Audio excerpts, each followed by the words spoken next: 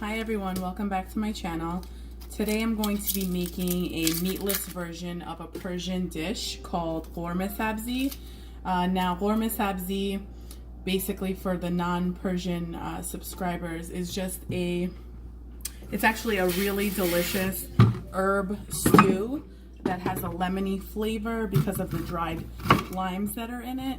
And it's usually like simmered for hours. It's actually a very classic Iranian dish, and it's a favorite among Iranians and non-Iranians. It's really delicious. I'll leave the name of the dish so that you can Google it and Google the recipe. For those of you who do eat meat, there's normally lamb or beef in the recipe. I am not eating red meat, as you know. I do not eat meat any longer, or any animal products. So I am trying to create versions of dishes that I love, but that are still within my, diet now and within my lifestyle now. So this will be my first attempt at that, and we'll see. Hopefully I can get up some of those flavors and still have the same experience. So I have in here 2 tablespoons of grapeseed oil. I use this because, I don't know, I'm told it's less saturated fat, and honestly I'd rather not use any oil, but I'm just using 2 tablespoons for the whole recipe, just to saute the onions and also saute the herbs that have to go into the recipe. Now what I will do is search for a recipe online and leave that in the description, so that if you do want to make this recipe, you have both. I'll leave both versions, actually, the one with meat and the meatless one. Now the meatless one that I did see online calls for mushrooms, and I actually don't have mushrooms right now. I used some mushrooms last night in a salad, so what I'm going to, this is a white onion chopped. What I'm going to do is actually use tempeh, and we'll see how that goes. So there goes the onions. There's 2 tablespoons of grapeseed oil in there, and that'll just saute. It's on low heat, and I have leftovers of red onions here, so I'm gonna chop these up and add it also. Sorry for any background noise. The TV's on in the background. Okay, so these are chopped. That'll take a little bit, and then I'll run you through the rest of the ingredients, because to be honest, if I let this run until the end of the recipe or until you see the final product, we'll be here a while, because this is a recipe that, unless you have a pressure cooker or something like one of those instant pots or something like that, you could set it to do these steps quicker, but I'm just doing with a standard pot, and it should cook for a while so that it could settle in, however people say it. And oh, another thing, part of the recipe is, this is called limoo amani, which is dried limes chopped up, and I have them soaking in water. You could do the dried limes whole, poke holes in it, soak it overnight to get those flavors out. This you could buy in an international supermarket, and it's dried limes, literally, that's all it is. Now to these onions, I'm adding some turmeric. You can never go wrong with this stuff. And also not a fan of using salt, but I know it adds flavor, so I am going to add just a little bit of sea salt to the recipe. It's in a box. That's how much I don't use it anymore. It's like I feel so different from the old style of cooking that I didn't have an issue with salt, I didn't have an issue with oil, but I guess as time goes on, like, I just realized my body doesn't need that stuff, and to cook with less salt is just better. I don't want to retain any water or anything like that, and I want to eat as clean as possible. So that's the salt in. I'm just going to give it a stir. Salt, turmeric, and onions. A little bit of a red onion and a whole yellow, white onion, whatever. Just let that cook. Actually, I'm going to turn up the temperature a little bit right now while we're sauteing, at least, just so that this isn't forever. Also in the recipe would be the different herbs I'm using a cheat version of herbs here. These are these are not fried. They also sell a fried version. In here, there's parsley, chive, and fenugreek. All the herbs are listed on the recipe, and I will put that in. You could buy this. This is way more expensive. It's like almost $9 for this, but the process of buying the different bunches of herbs and washing them and all that, it can be a little tedious for someone who just wants to make the recipe one time. So I did go with this version this time, but the next time that I do it, I will buy the actual, you know, herbs and wash them and then chop them up, fry them. It's a whole process. But right now I'm adding this in here because I'm not going through the two-step process of frying the herbs separately and frying the onions and adding all that oil that I just don't need in there. Okay, so now this is all added in.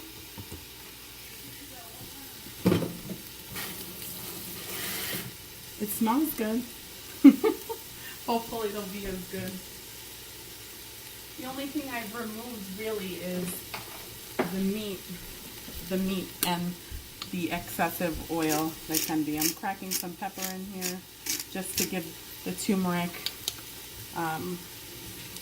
The turmeric is better absorbed with some black pepper. So, and turmeric is a great spice. Has a lot of properties, anti-cancer properties, and all that stuff. So the more you have of that, the better. It's actually really good for the skin. Ah, my camera. This is what happens when you don't have a production team, right? Get a little camera slips. Oh well. It's actually smelling really good in here, guys, because the herbs are like pretty magical. I know you've heard that about other herbs, but I'm talking about cooking herbs, y'all. It does smell legit like the Ghormeh Sabzi of my childhood.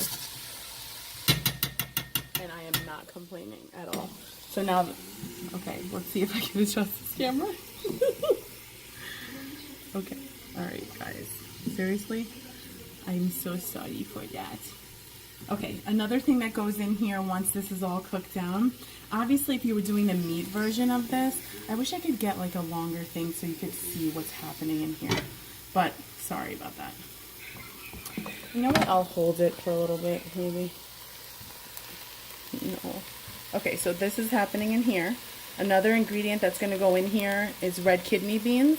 That's part of the original recipe. The only thing I'm omitting is meat. Everything else goes into this recipe. And of course, like, you know, there's different... In the original recipe, there would be a lot more oil because the herbs are fried in oil. The onions are fried in oil. And I'm trying to be healthier, but also meatless, you know. So it's going to work out. I'm not worried because I'm smelling the same flavors, and herbs, you know, herbs in cooking make a huge difference, seasoning and all that. So the seasonings that we have in here are salt. I have sea salt in here, cracked black pepper, and turmeric.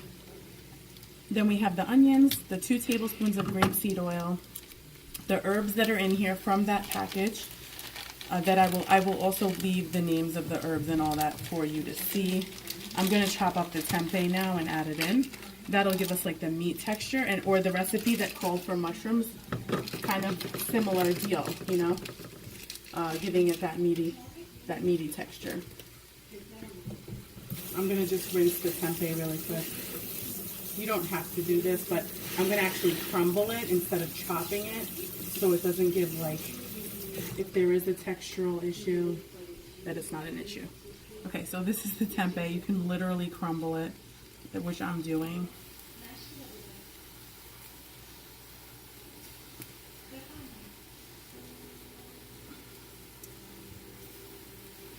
And tempeh is, I'll actually read you the package to tell you exactly what it is. It is literally cultured organic soybeans, water, organic brown rice, organic barley, organic millet, and it's all like put together. And it's kind of a less processed version of tofu. Basically, and it's protein. So this right here, according to the nutrition label, there is fat in it, believe it or not. And there is 20 grams of protein. So it's, for half a package of this is 240 calories, 11 grams of fat, 2 grams saturated, no cholesterol, 10 milligrams sodium, 16 milligrams potassium. There's carbs of 16 grams, dietary fiber of 9 grams, less than 1 gram of sugar because there's no added sugar, so whatever sugar is in it, and then 20 grams of protein. So I do get the question of where do vegans get their protein? There you go. Tempeh, fruit, vegetables, all kinds of places. You don't need to get protein from meat or eggs. That's just, animals also get their protein from eating vegetables, and the body breaks it down into protein, and then we eat their meat. So we can kind of cut out the middleman and eat the plants instead. And by all means, eat whatever you want, follow whatever dietary thing you want. I just found that this lifestyle for me has been so freeing, and I love it. I can't complain. I don't think I'd ever go back. Actually, I'm saying I don't think I'd ever go back just to be nice, but I wouldn't go back because I just feel so much better now. And check this out. It's looking pretty good. Oh, and of course you're going to add some water to this and all that once it's ready to, because it's essentially a stew. So I'm letting this just cook down. And the flavors smell really good, to be honest with you guys. So I hope that I'm going to get, as you know, food and, you know, memories and all that. And the Persian culture is very rich, especially, I mean, for so many reasons. And I absolutely love it. But especially the food, it's just something so phenomenal. And I'm totally not, I am biased, I guess, when it comes to that, but I also love food and culture from so many different places that I appreciate different cultures, different foods, and I really, really embrace my own, and I absolutely love it. I'm rinsing the kidney beans because when they're in a can, they naturally have preservatives and salt and things that keep them shelf stable. So I'm going to rinse them out, get rid of any junk that's on them. And I'm actually going to try to make this the quickest version. Okay, so here's the red kidney beans, 1 can. I'm going to go ahead now and add this dried lime mixture. And by the way, you could add as much or as little of the dried lime as you want. I happen to like it really, really lemony, so I'm adding more. But it's all up to you. And I'm actually going and I'm adding some of this too. A little bit. Just a touch.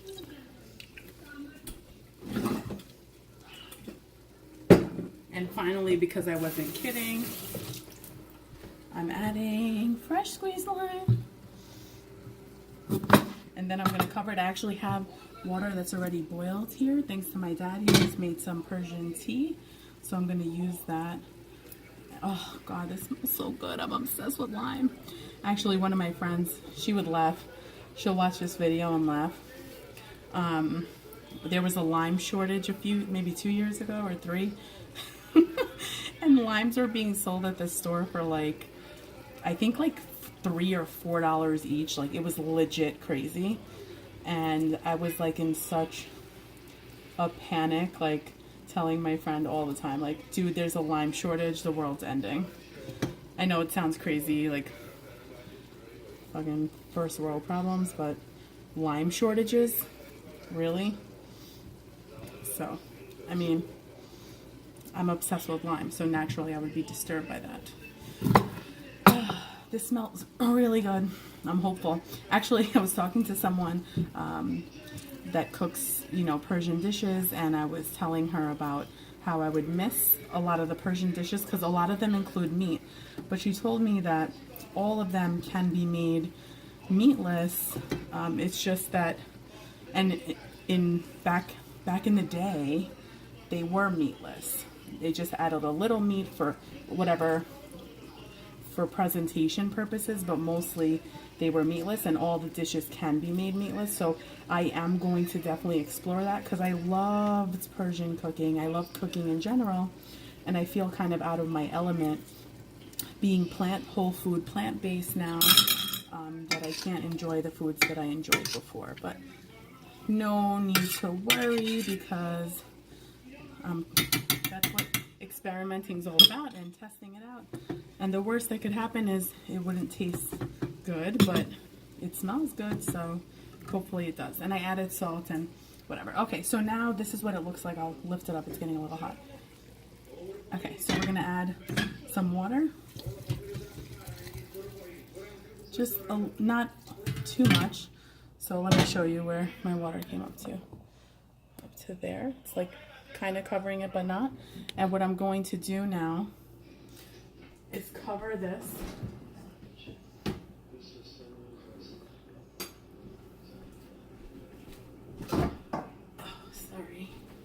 Cover this and let it simmer for a while. So that's the last part of cooking. I'm gonna put a paper towel actually because the lid has holes and I don't want the water to evaporate. Okay, so that's covered now. I'm gonna lower the heat and it's going to simmer for, I would say, at least an hour.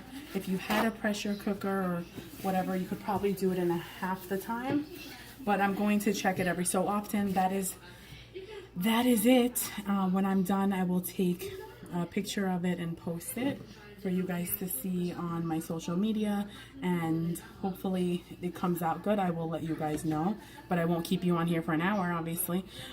Thank you so much for watching, and if you have any questions, leave them, and I will see you next time. Bye, guys.